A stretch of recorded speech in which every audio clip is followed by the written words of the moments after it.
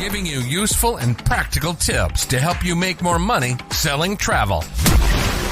This is the Art of Selling Travel Podcast, and here to guide you through it all, your host, Glenda Beagle. Welcome back. I am back in my studio, back at home, getting the things done after nearly an entire month on the road. And I gotta say, I love being able to interact with travel advisors in person, have those conversations, and I am super, super pumped for what is going to be coming on the podcast over the next several months because you all gave me such phenomenal content, questions that you're struggling with, things you want to know for your travel business, how to talk about certain things. And so I have recorded them all, written them out, and we are going to be using them. They will actually make up the majority of the next number of episodes because the questions that I got asked on the road were so good that it's absolutely going to be what we're going to share in the next little bit. But what I also wanted to kind of talk about is something that happened to me while I was gone. That's where we're going to start this, or that's what we're going to do in this episode. We're going to talk about the day my social media was being hacked. And we're going to talk about what that looks like, but also too how it is that you can protect your accounts, but also how do you handle that? How do you handle when something big in your business is going to happen? So let's just jump right in. As many of you know, if you've been listening for a while, like I said, I was on the road for quite a while. In the middle of that, it worked out. We took a cruise, my husband and I. It was his 50th birthday. So we went on a cruise, and it was like an actual, honest to goodness, real vacation is what it was intended to be, to the point that I did not take an internet package. And the whole concept behind that was making sure that I wasn't online all the time, that I actually did some downtime, relaxed, and recharged the batteries. And oh my goodness, recharging the batteries is huge. We're going to talk about that some more in some other episodes. But yeah, so it was a Bahamas cruise. So it was 3 ports. None of them were really ports that we were looking to get off the ship and explore, partly because we've already been there or just simply wasn't going to be enough time. Whatever the case might be, we did do a beach day the one day. So when we were in port for those other 2 days, I logged on. I used the data on my phone because I have a great phone plan. And then that way I could still stay connected with the business, check in, take care of the things that need to be taken care of, and not feel completely like I had just abandoned my business. And so I was really impressed. Only 2 days of quote unquote work in the middle of it all. And yet the rest of the time, we were genuinely taking that downtime that we so desperately needed. So, with that, however, when we were in port for the second day that I linked up my phone, well, actually, I'm going to back it up for a second. First off, detoxing social media, that is a real thing. Detoxing the internet as a whole. I think sometimes we forget how much we use the internet. So to actually take some time and detox out of it, that was pretty, that was pretty intense. But, figured out, had a lot of books, had some notes, different things like that. But I did choose not to other than those 2 days. But here's where we were at.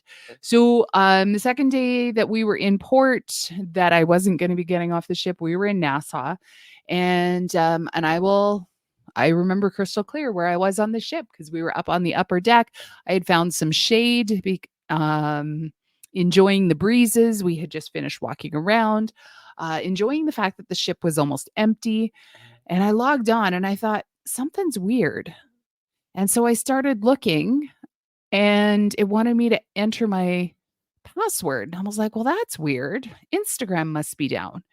And so I refreshed, I went back, it let me in. Okay, that's great. And then I happened to look, and I had a weird notification. So I went into my privacy and settings and I checked for my logins. And here's somebody while I was in Nassau, Bahamas, has been trying multiple times to log in from Vancouver, Canada. And I don't live in Vancouver. So it definitely wasn't my house sitter at my home or anything like that. There were multiple attempts. They were coming fast and furious. And so I was trying to shut it down, but I couldn't change my password. I couldn't do anything because I didn't actually remember what my password was because it had been so long. So, one, we had to change all the passwords the moment we got home, obviously. But while I was there, it was kind of this, oh my goodness, like as fast as they would request, I would shut it down. And they would request, I'd shut it down. They'd request, and I was denying, all the while knowing that the clock was getting very close to when I'd have to shut off my data again because the ship would be setting sail. So that was how my day got consumed. I actually went up to my stateroom after a little while and did go into my paid group, the Travel Advisor Success Studio, just to let them know what was going on. And of course, just to say, hey, like, you got to make sure you got two-factor authentication. You got to make sure you've got this, that, the other in place. We're going to chat a little bit more about that as we go on, but also too, that in the event that something super weird suddenly starts to appear on my social medias, if they could please, one, know that it's not me, but two, if they see it, just comment and let other people know that it's not me. I have seen multiple businesses here in my own hometown, even where hackers have gone in, they've renamed the page, they've started putting all sorts of weird things on there. Typically on Facebook, but this one was going after my Instagram. And there was just all sorts of weirdness going on. And I know what can happen with that. I've helped other business owners try and recapture their accounts, try and do some of the things that have to be done when that happens. And I had an absolutely sick feeling in my stomach because I knew that once I powered off my phone that night, it would be at least 60 hours before I'd be able to flip it back on and see if they managed to get a hold of my accounts while I was gone. If they would actually be able to take control. And so with that, there was a lot of emotions that came along with that. Now, I am very fortunate in the fact that while I had that moment of, oh my goodness, what happens if somebody takes it over?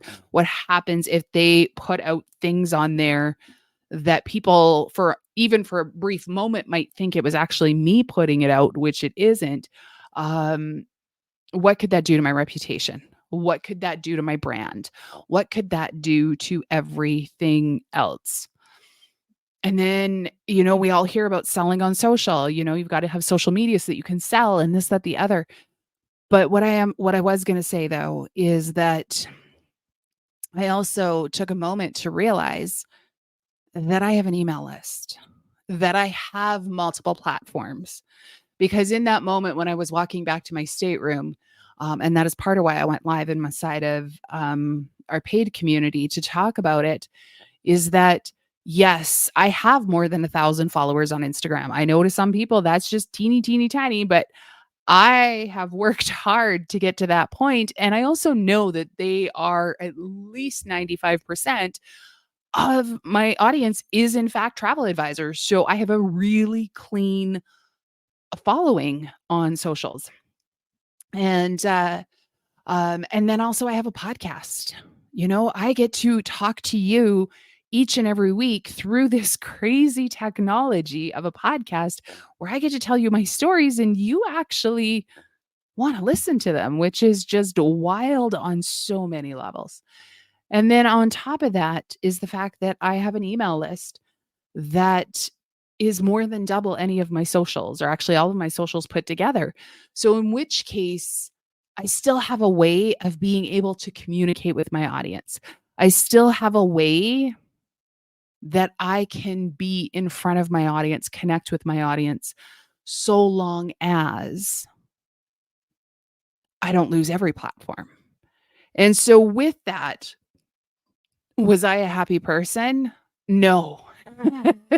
Not even a little bit. Actually, I kind of chuckle because that's the night that my husband was like, I'm going to go down to the lounge and I'm going to go do the trivia. And all I thought was, that's a really good plan. So he went down to play trivia. I went live in my group. Like I said, just to let them know if something went sideways, it's not me. And then I flipped that phone onto airplane mode.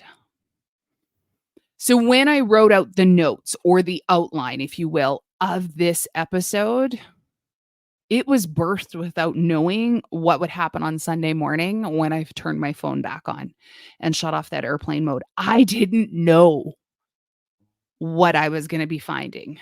And I didn't know what it would look like. I didn't know if somebody was going to get a hold of my accounts and run up my ad account. I didn't know if somebody was going to get a hold of my posting capability and put in things that would never, ever, ever, ever, ever be something that I would put up. There were so many scenarios because I have helped so many other business owners walk through this process that I didn't know what I was going to find. And I had 60 hours to wait. I had 2.5 days until I would know. I had 2.5 days to process it. And here is what got birthed that night, if you will. And it was this episode. Crap's gonna happen. Straight up. You are in business. The fur will fly. You can sugar honey iced tea it up against the wall. Like it's going to happen. There is going to be crap flying no matter what. It does not matter how immaculate your business is. Something is going to go sideways at some time. And you have the ability to be in control of a lot of it. But there are other times when you have to put it on airplane mode and hope for the best, and hope that what you've done leading up to it is going to be enough. So, first thing I want to talk about is that I remembered social media was not my only channel. Will it suck to lose it? Heck yeah. I've been working on that sucker for quite a while. Will the risk of my credit card being vulnerable mess things up? Yup. But is it my only platform? Is it my only avenue? And I already said this. I have an email list. I have other platforms. We're now in the process of building out Pinterest. I have a website. Which by the way, I've been working all day today getting the new one up. I'm hoping to have that ready for next week. So I've got my website, I've got my email list, I've got Pinterest coming in, I've got LinkedIn. I have all of these other scenarios and situations where I can speak to people. And of course, I have the podcast. And I gain new advisors and followers every single week. And then I remembered, and this is part of why I went live inside of that paid community.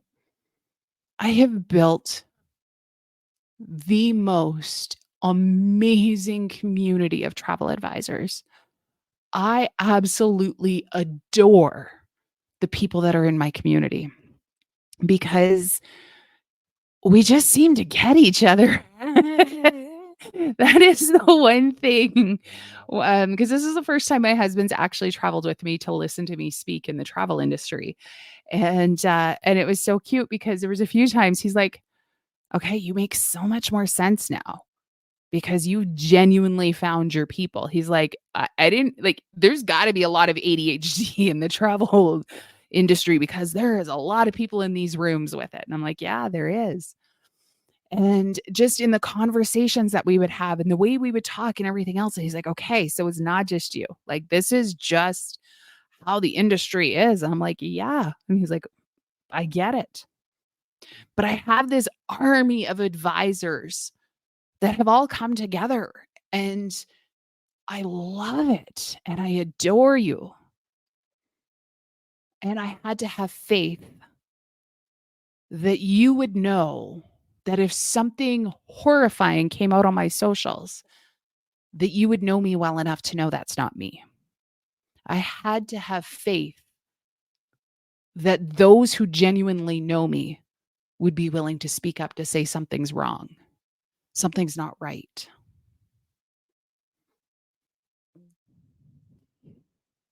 After that,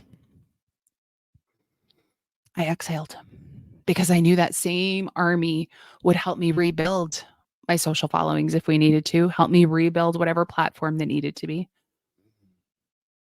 And there really wasn't anything else I could do. So it's exhale.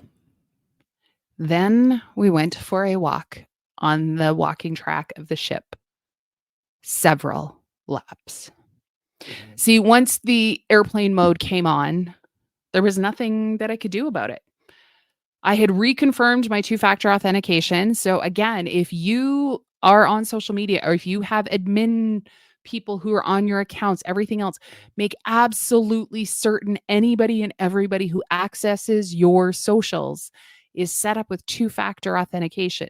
If you are not using two-factor authentication, you are leaving your social media accounts and other platforms completely susceptible to being invaded.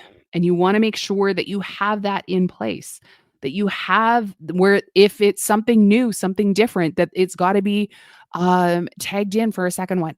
I was getting those notifications where somebody was asking for the pin, asking for those login credentials and other such. But because I had the two-factor, they weren't able to actually get in, that they weren't actually able to get past that because it was like, deny, deny, deny. This is not me, not me. Walking that distance in the heat and humidity, I remember that night. It was hot and humid, and it created an appreciation. I love my notes from that night. Created the appreciation for cool showers and podcasts. See, I listened to podcasts while I was walking on that walking track. And it's so funny because I'm a huge believer the universe is going to give you what you need when you need it, even though you don't know that's what you needed. And that whole week that I was on the ship, I was listening to podcasts. Some of them I had downloaded 6 months ago and just hadn't gotten around to listening to yet. And yet every single one of them hit something I needed to hear right at those moments. And in fact, I had even stopped at one point. I was listening to one podcast and they said something, and I took a photo because I wanted to remember the exact view I had at that exact moment. Because in it, he had said, burnout is when your brain says yes and your soul is screaming no. And I just thought that was such a powerful one. And I happened to be looking out at the ocean, just wide open, and going through all of this. And I was like, yes, that's what I needed to hear. See, when you have something that goes sideways and it's out of your control, just to sit there and continue to fester on it, to continue to absorb it and try and rationalize it or explain it away. And maybe this is a client that is driving you insane. Maybe it's not being able to fix something. Maybe it's a problem that you just can't see the solution for. You can't fix it from the same level that it was created. You've got to take a break. And so I did. I sweated it out on that walking track in that heat and humidity that night. And nothing felt better than a cold shower after that. But it reset my thinking. It reaffirmed another episode in my mind, which I had been working on, which you were going to hear about that one too. It's going to be all about client experience and how important it is to be sure that I tighten up my own website and client experience. See, when I was looking at that and trying to figure out, like, oh my goodness, what are they going to think of me when I do this? What am I going to think of this? What are they going to think? Like, what happens if somebody gets a hold of my socials and they put all that out there? Like, what are they going to think? And then from there, because I was like, there's nothing I can do about it, this new idea downloaded into my brain of, but what do they think now? What experience am I creating for them? When they get to my website, does it actually look, feel, and sound like it should? No. I've been working on one for months. And like I said, I spent the better part of today trying to get that built out and ready because we're going to be launching it within the week. I am hereby publicly declaring that it will be launched within the week. We have to be prepared that things are going to go sideways. And in fact, I had a conversation with somebody this week. And again, it'll be another episode coming out. And it's the conversation that she and I had about when things go wrong, when there's trauma or grief or something in your life, how do you bounce back? And, losing your social medias are not the same as grief and other such. But what it is it's a reminder that crap happens, that life happens. And life is not always pretty, and it's not always a straight line, and it's not always what we think it should be. But no matter what we think, it's still going to happen. So making sure that we put as many of the bumpers in place, as many of the barricades and barriers, two-factor authenticate all of your socials. I can't preach that one enough. 2, be very crystal clear in the type of messaging you put out. Be yourself so that if somebody ever gets a hold of it and it's like really weird, people are like, this ain't her. This isn't them. This isn't you. So that they can then be your advocates. And again, it's also just that reminder, love on your community. Because when you love on your community, you will know they've got your back. And I will say that when I put it on airplane mode that night, it was 6:30 at night. We were sailing into the sunset, or actually away from the sunset. And I knew that my community had my back in the event that my socials were gone. Now, obviously, I'm home. I still got my socials. I am going to credit two-factor authentication for that one for certain. I also love that when people do try and access it, I actually don't use a public address as my authentication one. I have a private email that I use for that. And so I know anytime I get those emails from Facebook or whatever saying, you are in violation, you are this, you are, I'm like, you're not even using the right email address. You're using the one you think is right, but it's not right. That's not where my information goes. Make sure you're putting those things in place so that you can reduce your stresses, so that you can reduce, how can you mitigate your risk? The same is true, and we'll talk about it in that other episode. How can you mitigate your risk when things go sideways? What kind of systems and processes do you have in place? If you're letting other people access your social media accounts for you, are they all two-factor authentication? Don't let anybody touch your account that's not got two-factor authentication to them. Okay. So I am super pumped for the upcoming episodes. We have some amazing ones. This Monday coming up, we are celebrating 3 years of the podcast. I am blown away. As of our 2-year anniversary, we were at like 6,000 downloads. On our 3-year anniversary, we will be at 46,000 downloads, which means we have done 40,000 downloads in just 1 year, which is mind blowing. And it is all thanks to travel advisors that are just like you. People who have questions, who want to know. And in fact, if you have questions, check out the show notes. I'm going to link up my Instagram and Facebook. Send me a DM, send me an email. If you've got a question that you would love to see us cover on the podcast, let me know. We have some amazing ones coming up. Things from how do you work with DMCs? Um, what's co-op funding? What do I actually need a website? Like so many questions that were so good from these conferences. How do I deal with it when my neighbors or family or whatever book elsewhere or book direct? How do I handle that? So these are all the questions that came in. I think we're actually sitting at about 20 some episodes that we have ready to go. And I could not be more excited to get busy and get them recorded. But as always, if you have questions, send them my way and we will make sure that we add them in. And because if you've got a question, I promise you, you're not the only one. And other than that, until next week, happy selling.